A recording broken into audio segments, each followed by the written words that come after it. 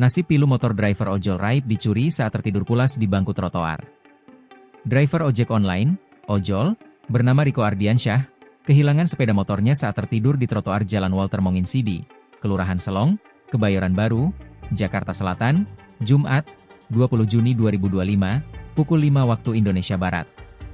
Aksi pencurian itu terekam kamera CCTV dan videonya viral di media sosial. Dalam rekaman terlihat dua orang pelaku berboncengan motor mendekati lokasi. Salah satu pelaku turun, memindahkan helm dari spion motor ke tepi jalan, lalu dengan mudah menyalakan motor dan membawanya kabur. Saat terjadi peristiwa pencurian itu, Riko tengah tertidur pulas di bangku trotoar. Ia tidak menyadari motornya digasak para pelaku. "Saya lagi tidur kelelahan sehabis cari orderan.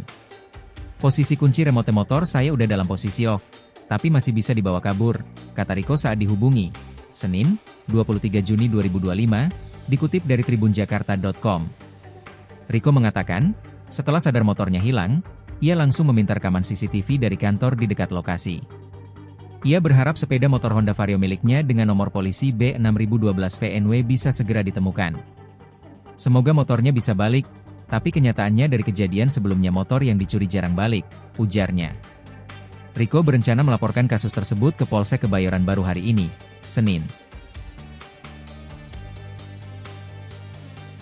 Download Tribun X sekarang, menghadirkan lokal menjadi Indonesia.